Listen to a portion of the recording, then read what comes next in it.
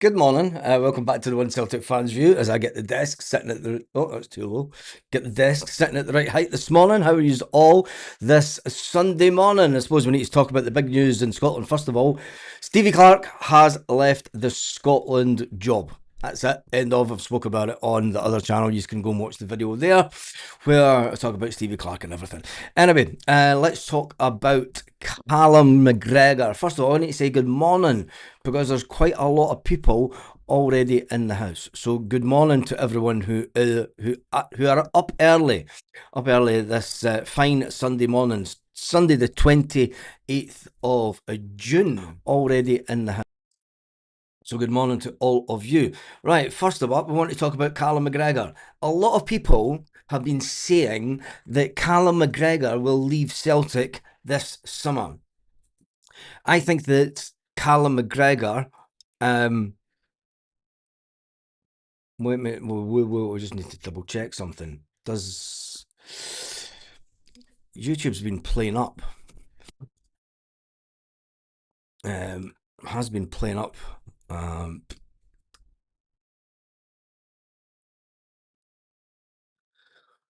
Let's just save this because I'm on the, and then I need to change this. The voiceover. Yeah, Callum McGregor. A lot of people saying that Callum McGregor will be leaving Celtic this summer. I don't think so. I think that Callum McGregor, as a player, will be. Yeah, it is on. Thank goodness. Will be remaining at Celtic. How do we know? Well, Callum McGregor spoke to Celtic Television yesterday. Celtic starting to put out a little bit of more content. We can jump over to the Instagram. I better not play it. Did Celtic put this on YouTube? We better not. I'll listen to the audio in case Celtic did put it out on YouTube and they try and copyright me. See everybody, see the coaching staff and get to work. Coming back in this season, we're here, we're ready, you know, we get everyone back together, we start training properly, and like I said, it's then our job to make sure that this can be as successful as it can be. Good to be there we go. Callum McGregor back, see everybody, see the coaching staff and get to work. Coming back in this season, we're here, we're ready, you know, we get everyone back together, we start training properly, and like I said, it's then our job to make sure that this can be as successful as it can be. Good to be back. That's not a player that looks he's not going nowhere. Chilpill's just said it as well.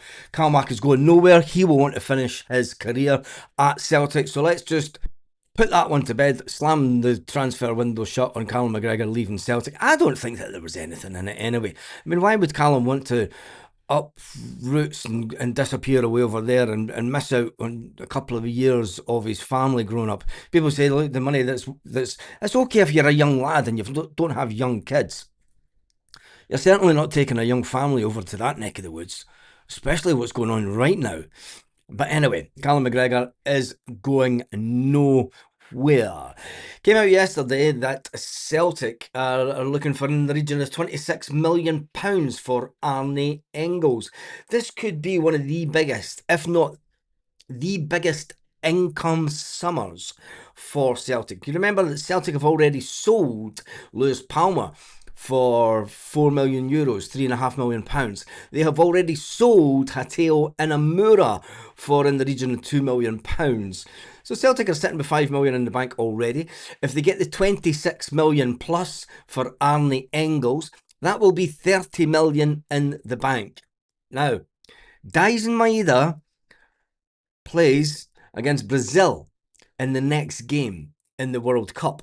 If Dyson Maeda scores against Brazil in the World Cup, what will the valuation be for Dyson Maeda? Will it be 20 million? Will it be 25 million? Remember, he has only 1 year remaining on his contract. But when you have a player that has the pace that Dyson Maeda has, that has the goal-scoring reputation that he's had over the last couple of years. Maybe not last year, he wasn't as prolific last year at Celtic, but he scored 33 goals the season before. He scored a couple of goals at the World Cup. If he goes on to score against Brazil, that would be 3 goals at the World Cup. That puts you up there with some of the best strikers in the world. Hefty price tag. I I think we have to sit and wait and see what offers come in. We know that there are clubs, Roma, etc., Nottingham Forest, etc., looking at Arne Engels. Arne Engels had a £25 million offer rejected in the last day of the transfer window just 6 months ago. So it's going to be interesting. It is going to be interesting to see what happens with Arne Engels and Dyson Maida. Rio Hatate, another one that wants away. Can you imagine we get 25 to 30 million? I mean, people will say it's ridiculous money for Arne Engels, but the potential is there for the young lad to go and have a fantastic career. 25 to 30 million for a player of his talent and ability. Whilst you may think in Scotland it's not there, that's the average for a decent player his age and the length of contract that he has with Celtic. Remember, Celtic went through a phase of giving everyone 5-year contracts.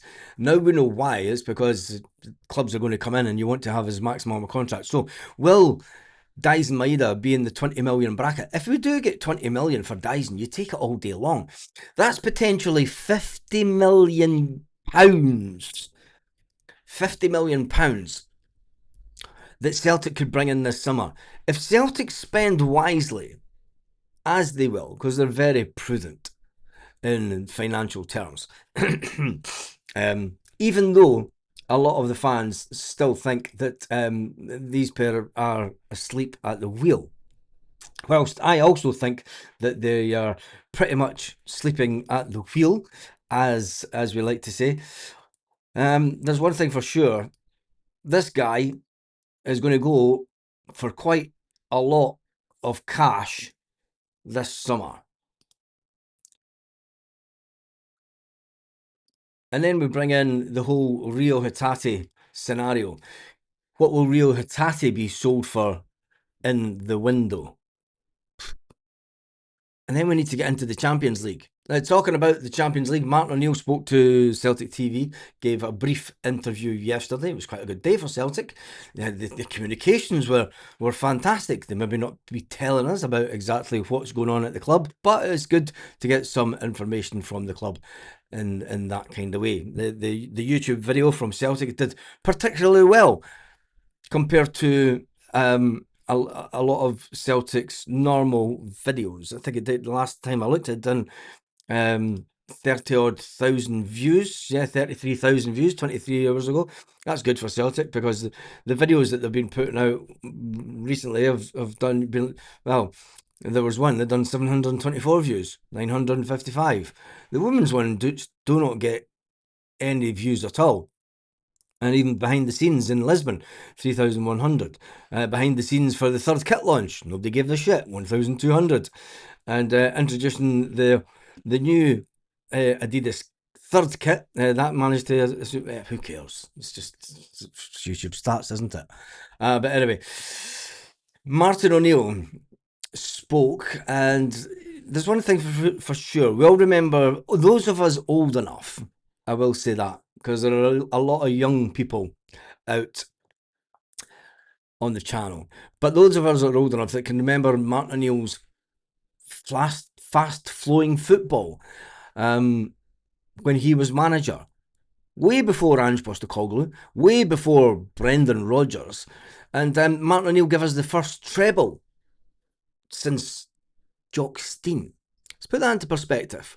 We know that we had the easy years, as some people call it. You know, the implosion of the former Glasgow Rangers to go into liquidation and die. Did that make it easier for Brendan Rodgers to triumph the way that he did? Who cares? It's in the past.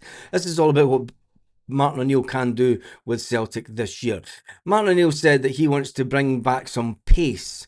He aims to speed up the pace of the team. Something that we all feel was missing at the club ever since Brendan Rodgers came back, really. Brendan Rodgers tried to keep the way that Ange Postecoglou keep playing. Even Joe Hart told us. Joe Hart says when he left the club, he says he got to the winter transfer window and he was waiting on Brendan Rodgers putting his own stamp and authority onto the team, because he was still running it as if it was Ange Postecoglou that was there. When he did, he said that's when we ramped it up and went on and won the league. Martin O'Neill We all know that the pace of the team wasn't there. A lot of people have been saying, why hasn't Kelechi Iheanacho been signed up? Simple. Said it last season. Martin O'Neill questioned his pace. Now, Celtic may still do a deal for Kelechi Iheanacho, but Kelechi Iheanacho is not a Martin O'Neill type striker, is he? I mean, Kelechi Iheanacho doesn't have the pace or physicality John Hartson. John Hartson didn't have great pace, but there's one thing he did do, is he had fantastic physicality. You could say that Big Chris Sutton didn't have the best pace, but like, if Martin O'Neill fancies the player as can be in his team, you never know. But as it stands just now, Kelechi Iheanacho is nowhere near training, and I don't think that he had any. Did he? I don't think he had any World Cup games. Did he? Because he wasn't even in the squad. But anyway, Martin O'Neill wants to bring back a certain pace to the Celtic way. It was good that he says, I would like to try and see what would. Where's the. I'm just running through the script on the YouTube video. What I'd like to do this season, said about managing in a different fashion to what I used to do years ago. He says, I think I can carry both many aspects as a Celtic manager, but I mean, that you want to play in a manner which isn't just diving out into the past. Nobody cares about your careers and stuff. He went on to say, 25 years, which is you played with dash and a lot of very, very fine players. Can Martin O'Neill get the type of player in at Celtic this summer? All eyes are on the board. All eyes are on the board. Stephen says Martin O'Neill's interviews are going to get very old very quickly if the board don't get the finger out. Pace and power all the way, says James. I wonder if Dermot Desmond will contact Stevie Clarke to become the new Celtic CEO at Celtic. I doubt it. Jim, you come up with some crazy thoughts. Why would you get Stevie Clarke in as CEO? Ha ha! I'm sure you just think, I'm just going to boom, throw a wee grenade in there just to wind folk up. We were scintillating to watch in some of our Champions League games under Martin O'Neill. Leon game was one of the best games I've witnessed at Celtic Park. Yeah, we were, but it was a different era, wasn't it? The pace of the modern player, the physicality of the modern player. We get bullied. You don't have to be, and yes, you don't need to be 6'2" to be able to play good football. There are many fantastic European players in Spain that are nowhere near 6'2" and absolutely amazing players that can get the better of 6'2" players. But even in Scotland, we were getting bullied by some teams with the height of the team, and Martin O'Neill would not have liked that at all.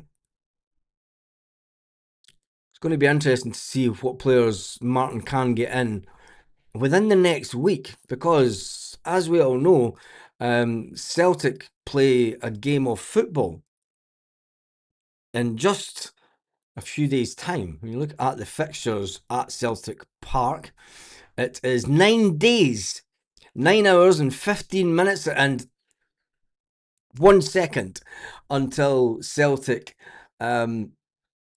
travel to Ireland to play the game in Ireland. And when you look at that, it's the squad really isn't there, is it? I'm not going to go into the squad again. We've done that enough over the last couple of weeks. When you look at the other games that are up and coming, you've obviously got and before I say it again, yes, these are European times. They're not Celtic Park times or Ireland times, before someone points it out. Just have to reaffirm that this morning. Shelbourne, 6 o'clock kickoff. Sporting in the Algarve, that's a 6:30 kickoff. It's quite still early for the Algarve, that one. It would still be rather hot. I wonder if they'll have they'll have these hydration breaks because it's a friendly, won't they? And then Celtic go back to Celtic Park for the Middlesbrough game. This is the two games that we'll be looking at. I don't think that the Sporting game. I think that we need to have players in for the Sporting game. because you want players to try and get some kind of pre-season before we get into August, and then we end up playing the Champions League game in August, and you want to get past that. You want to get into the Champions League proper, don't you? But anyway, let's jump back into some of the comments this morning, because the news out there, there's not a lot of Celtic news, to be fair. I mean, there's a lot of stuff still going on about who will come in and how much we're going to get for certain players, but it's all about Stevie Clark, isn't it? But let's just leave that for another channel. McGregor needs to go. Been dying out in past glories for about 6 years, no ambition, and just coasting along. Isn't that what players generally do? I wonder if people said that about Paul McStay back in the day. Did people say? I mean, I was too young to. Did people in the pubs and before games and that fucking McStay's shite, man? He's too old. He needs to fucking. He's past it. Did people talk like that back then? Maybe some of you older people on the channel, these older dudes on the channel, can tell us. But I just find it fascinating that. I mean, people said that about Scott Brown when when Brendan Rodgers came to the club the first time. People said that Brownie's legs were gone. Brownie couldn't cope with the pace of a Brendan Rodgers team. Maybe that's why Oxlade-Chamberlain hasn't been given another contract by Celtic, because he's pretty much similar to what Callum McGregor is. I would say that he brings out the best in Callum McGregor. But if we're going to be losing a lot of players in midfield, your Rio Hatate, your Arne Engels, your Dies Maida in the wing, you want to retain people at the club that gets the club and knows how to get wins over the line. So, dining out in past glories for about 6 years. Hasn't he been part of the glories over the past 6 years? He's been the captain for the majority of them. But anyway, it's all about opinions. I think Martin O'Neill knows more about football than we do, in my opinion. I trust Martin. Yes, I do, but you're always going to get... it's always talking about people that are going to come in and out from the club. The club could have signed Kelechi on the same wages, and now the club are able to offer him that's more to his injury. I don't think that Kelechi Iheanacho's up there with Martin O'Neill players. You've got to remember that Martin O'Neill wants a striker that can get in behind. If Kelechi Iheanacho was a Martin O'Neill, I'll always go back to the interview last season. You've got to go back to the interview when Martin O'Neill said he asked Kelechi Iheanacho, who was fully fit at this time and in the running, he asked him how he was at his fitness, because for his age, 29, he should be at the peak of his career. He should be peak performance-wise and peak physicality, peak pace, everything. And Kelechi Iheanacho looked him in the eye and said, I'm there. And Martin O'Neill went, I'm going to get a coffee. And that was the end of it. I'll stick with Martin O'Neill with that one. I don't think that if Kelechi Iheanacho is retained at Celtic, it's a panic. It's a panic situation. Nacho's very similar to Hartson. And then having a laugh about Stevie Clark, CEO. Yeah. Interesting, he's talking about bringing two styles together and need players through us all talk. Well, we'll wait and see. Stevie Clark for CEO is a great idea. Can bore the arse off the rest of us as well. Stop! Don't acknowledge Jim and his madness.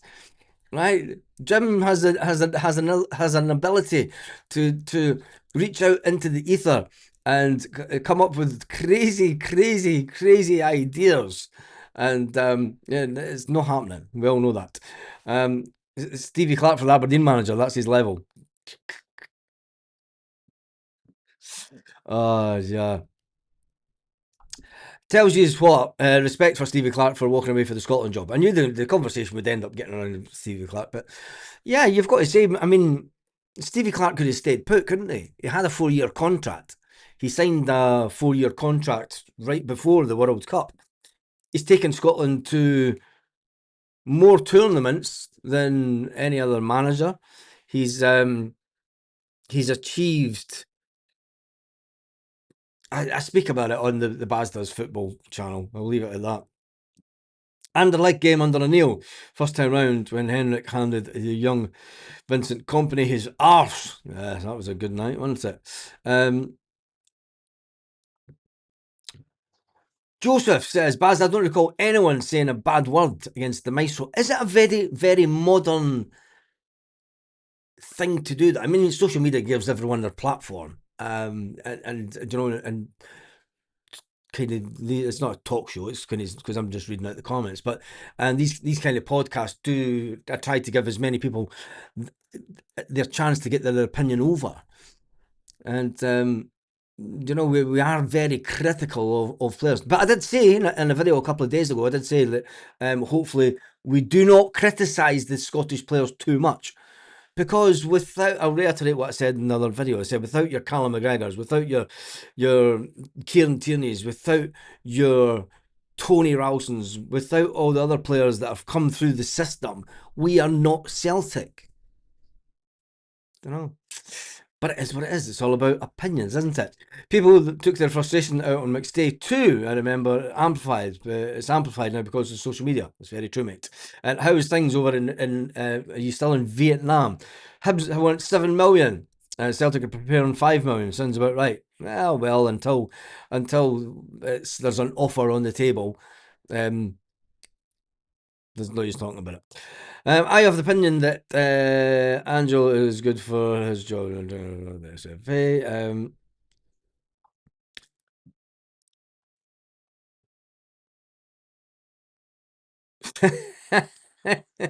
Folk did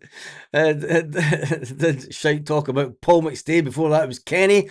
Getting it tight. There are idiots around our supporters. Thankfully, it's only a small percentage. The Maestro was brilliant, says Jim. I was glad he stayed to the end and didn't go to Italy. You know, Champagne Charlie. Oh, let's talk about him better. I went to all the games at the time, and I still do to this day, claimed that John Collins was superior to the Maestro. Oh, I don't know about that because I was going to games then. John Collins was great for a free kick. Got to remember, we took John Collins for Hibs back then. And John Collins fucked off as soon. Sorry for swearing on a Sunday morning, but John Collins fucked off as soon as he could to Monaco. Remember, he was one of the first players that took up this freedom of contract stuff, and Celtic got no money for John Collins. I was surprised to see John Collins back at Celtic under Ronnie Dyler for what he did to Celtic back then, because Fergus McCann was raging that John Collins left for no money. John Collins had a great free kick. Was he better than the Maestro? I don't think so, personally. I think that I'm not too sure. I'm not too sure. That's the one that's open for debate. Was John Collins better than Paul McStay? I don't think so. Fitness wise and everything, they were up there with each other. It was a difficult period at Celtic at that time. You've got to say he went away to Monaco. If Paul McStay had left Celtic and went to the Italians at that time, you know, he could have been right up there. But anyway, and there we go. Clark is a wanker. Every Celtic fan had their favourite. Collins was brilliant, but not good as McStay. We all have our opinions. Yes, we do. I was teaching here 9 years, currently enjoying my 8-week school holidays. Is that all? 8 weeks? Do you know how much they get in Spain? It's around about 2 months. It's about 8 weeks, isn't it? Yeah, it's crazy. They get it off because they can't handle the heat. But anyway, yeah. No, it's more than 8 weeks to get here. It's a bonkers amount of time. It's about 3 months to get off here. Maestro had the heavy burden of also 6 trophyless years.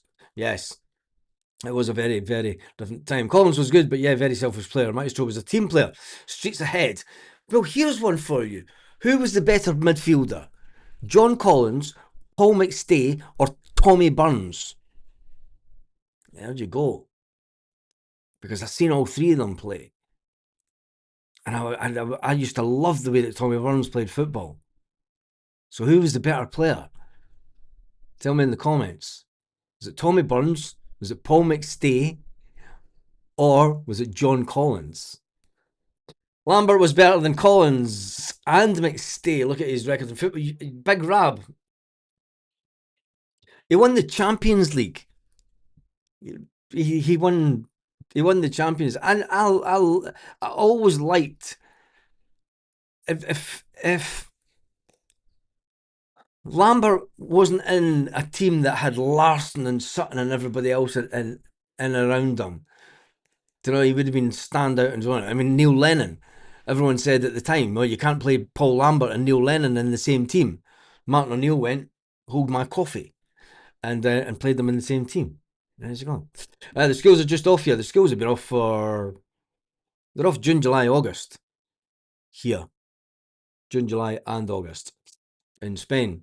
Collins is iconic for that goal at Castle Grayskull, but the maestro is the maestro. No chance that Collins was better than Paul McStay. Tommy, you're with me, Jim.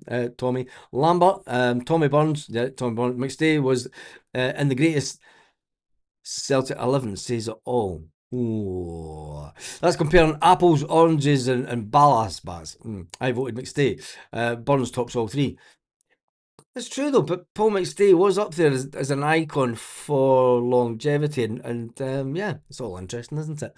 So very, very relative. Imagine Lambert and the Maestro and Tommy Burns in the same team. Oh, now that would be a midfield. That would be a midfield that would be up there with some of the best midfields in the UK or Europe. I'm going to say, if we could you imagine Martin O'Neill going to Seville with Paul Lambert, Paul McStay, and Tommy Burns in that team? McStay, Tommy Burns, Murdo, Proven, all tenacious attacking football, all brilliant. Collins would split that. Really good how we have different opinions on who was the best of that era of our beloved Celtic. It's good, isn't it? And that's what makes Celtic fans so unique. You know, but it's a great insight in this morning. So thank you everyone who's contributing. Lambert, Lennon, Petrov. What a middle that was. Yeah, well, it was. But could you imagine Paul McStay in there? I mean, who was better, Paul McStay? Oh, it's Paul McStay or Neil Lennon. Sorry, Lennon, you're not getting near the team. I mean, do you think that yeah, Lennon wouldn't get near the team if it was a Tommy Burns and the Maestro in there. Tommy Burns all day long. Lambert won the European Cup with Kloss. He did that. We had a very good blend with Peter the Pointer. Boy, yes, who's now a Celtic punditry guy, isn't he? Working for the club still.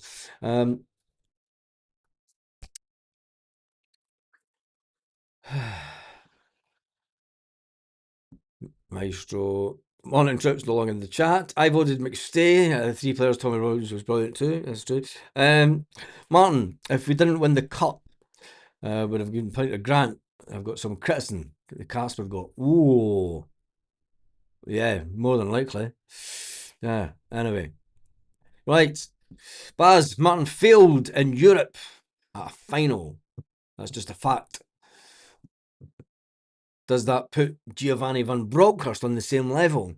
No idea, because I don't really. I mean, apart from when I used to do the Meltdown stuff, I don't look at any of their stuff at all. Even on the other channel, I'll not look at their stuff. Tommy Burns all day long. Always the 86 as a collective machine. Yes, it says. And a lot of people say the Maestro all day long. Anyway, the big news today is the fact that Scotland are out of the World Cup. Yes, we are out on our arses. Out on our arses. Stevie Clark has resigned. Celtic are looking for massive money for Arnie Engels, 26 million plus. 26 million is the starting point that Celtic want. If somebody wants to come in and offer 26 million, that will get Nicholson to pick up the phone and go, Wait till I phone the banker, okay? Can you hold the line? Right.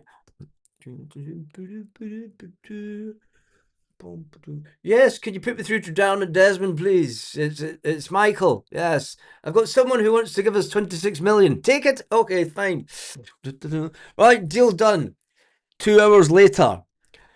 Yeah, can you tell Dermot we want to spend some of the money? Martin wants some players. Hello, hello. You've lost your signal, Dermot. I think he's lost. I think he's on the golf course and he's lost his signal again. Strange that one, isn't it? Fuck it. That's how it works at Celtic. Where are you? I'm playing the golf. What you want? In an Irish accent, of course. 26 million, take it. Bye. Boom. What? Can't hear you. How much do you want to spend? Sorry, I've lost my signal. Yeah, I'm in a dip in the course. Phone me back. There we go. That's how Celtic work their transfer policy. Murdo, Roy, Burns, McStay. Whoa. Peter Grant was overrated. He was shite. Tell it as it is. Peter Grant was the shittest in that midfield. How he managed to stay in it, I don't know. If John Hartson was playing in Seville, we would have won it, yes. And Martin O'Neill said that was the biggest mistake they did, not bringing on John Hartson. Because there's more teams in Scotland that are out before we normally start. Lennon is up there and stayed for years, won loads as a player. Yes, he did that. I love O'Neill, but have to be honest, we shouldn't have renewed his contract, says Patrick, for this season. He should have went and got the Motherwell manager before he went to France. We've spoken about that on the channel, and I think that not even just the Motherwell manager, I think the lad McKenna down south would have fitted Celtic for a long term. What the club have done and given, it was the right thing to do to offer Martin the job. And yeah, Martin could have said no, but at the same time, the club could have sat down and went, don't know, let's do, we're on 5 in a row. Is there a manager out there that would like to do 5 in a row with Celtic and make history? Or should we just keep Martin O'Neill for a year? He's a good manager, he'll win us the league next year, and then we're on 6 in a row. We can bring in a manager on a 4-year contract, he stays for 3, gets to 9, we get our third 9 in a row, because this is what's going to happen. And the outcry from the Scottish media, oh, it's fucking boring, Celtic are winning the league again, and we're giving it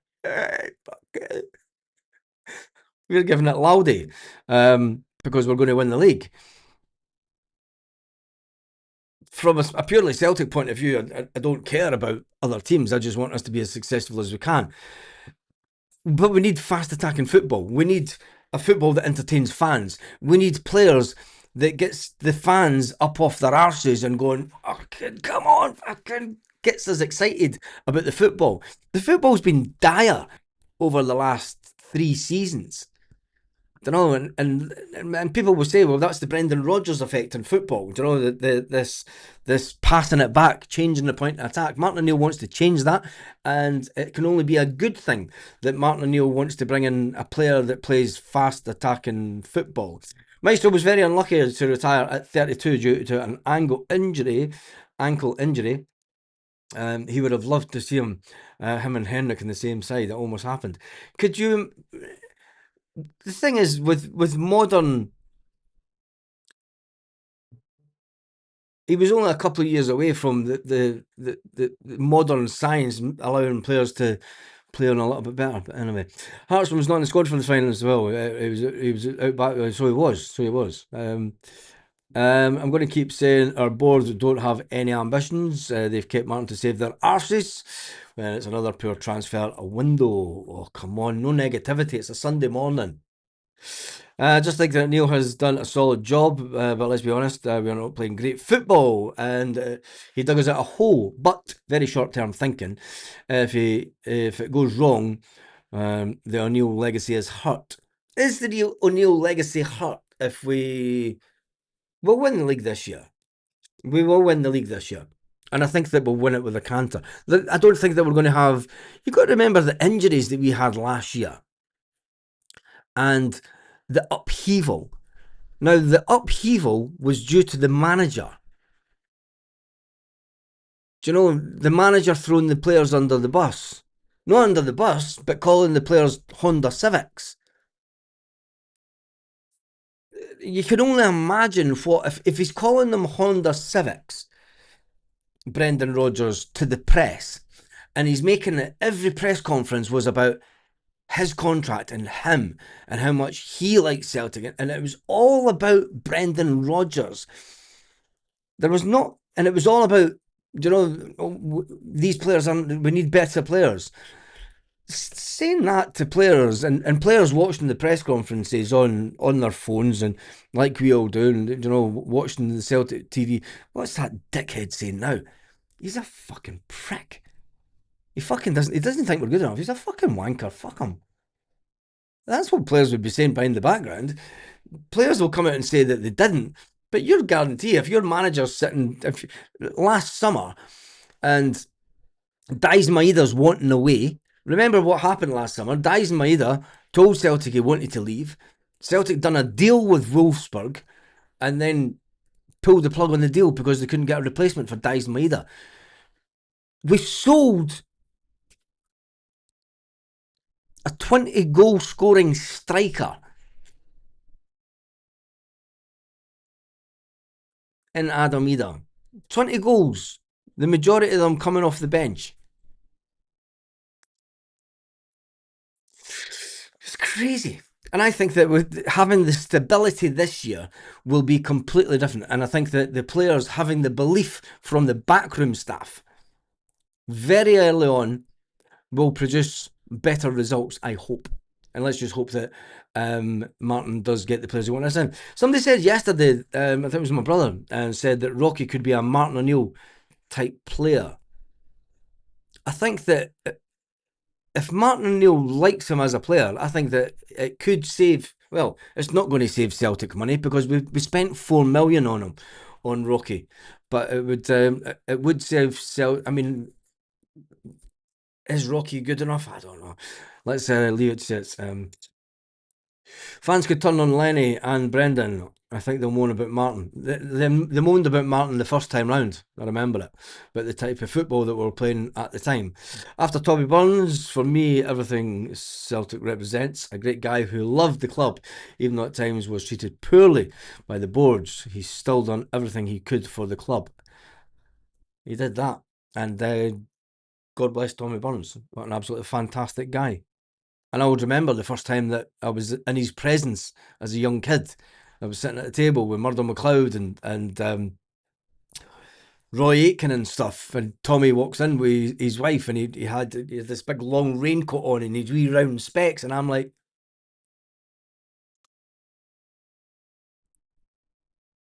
And you're just a wee kid, so you can't sort of like talk up because you're just a wee shy laddie. And it's like, that's Tommy Burns. Oh, back in the day. Baz says everything about Rodgers. Yes, it does that. Tommy Burns was a gem. In most games, Adam either couldn't hit a barn door. He scored 29 goals for Celtic, mate. I'm just saying. In a season and a half, he scored 29 goals. That's it. If we lose half our better players this year, the board better get a move on with giving Martin O'Neill the money he needs to rebuild the squad with the players he wants.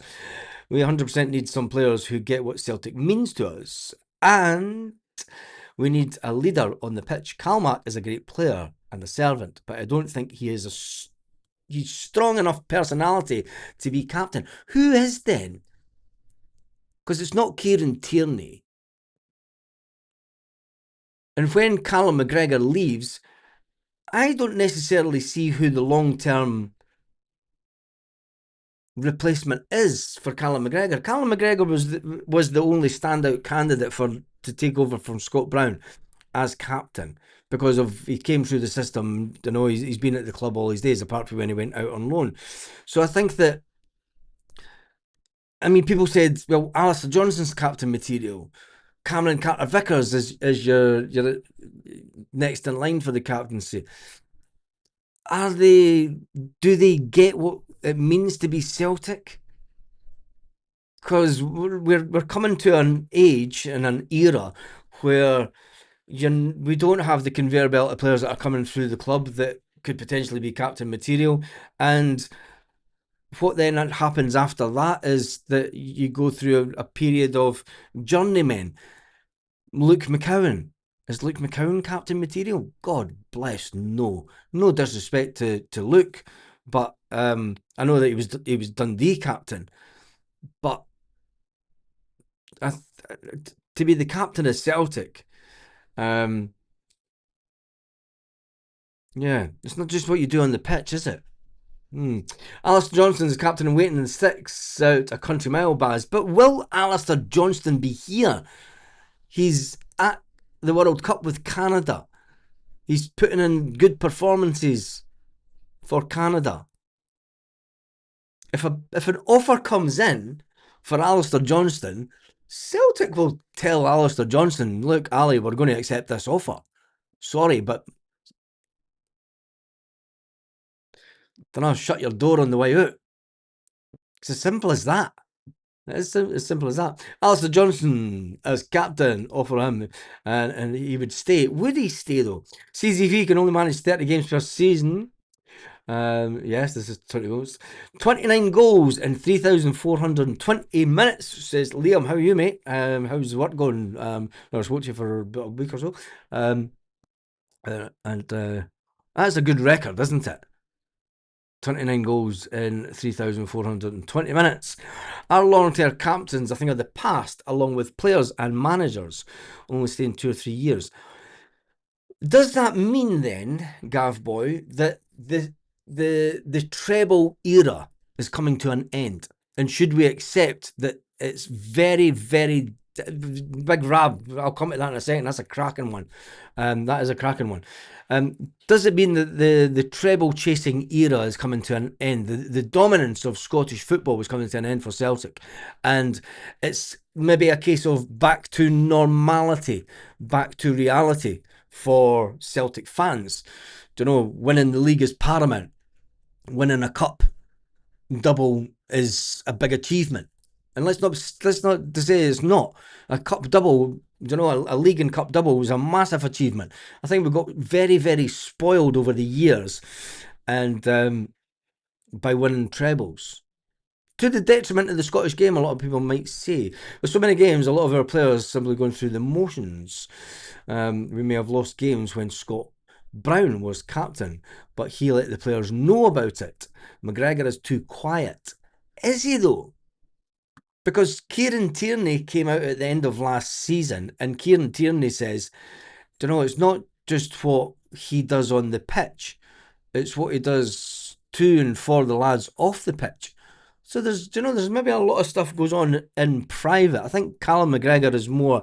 Scott Brown was very vocal on the pitch, and he would let people know on the pitch that he wasn't happy.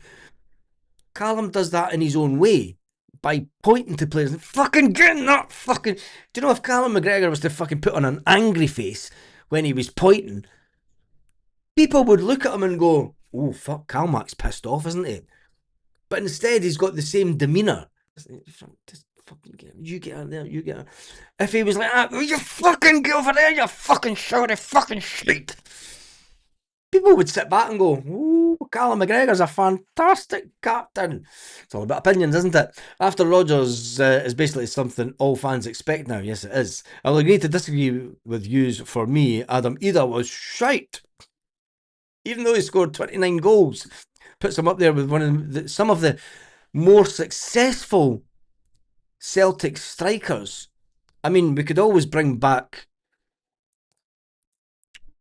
Albion, a jetty and shit like that. Yeah, it's far too quiet. Morning, Baz and all the boys. Big O is better player than Adam Ida. Oh, but O couldn't wait to get away. O asked to leave the club because he wasn't getting game time. because Celtic play one striker up front. Will Martin O'Neill change that? Will Martin O'Neill change from one striker up front to two strikers? Will we change the formation? It's an interesting one.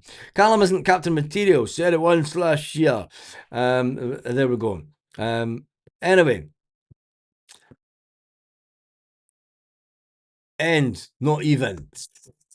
Right, that's me done and dusted for this Sunday morning. I need to go because I'm having a conference call with someone this morning. Carmack, the last question goes to Jason. The last comment goes to Jason. Carmack has been a brilliant captain, but you need a captain on the field every game. He totally gets Celtic, and to be honest, I wouldn't swap him. No other candidates are feasible. Very, very sensible final comment of this morning. Oh, and Big Rab did give us one player that could potentially be the next captain of Celtic, because he has also just been given an extended contract by Celtic. And I'm going to finish off the video this morning by saying that Liam Scales is the person who could take over from Callum McGregor when Callum McGregor steps down. On that note, tell me in the video comments what you think about Liam Scales being captain material for Celtic, and have a fantastic day, Celtic fans, wherever you are all around the world. Drop the ball.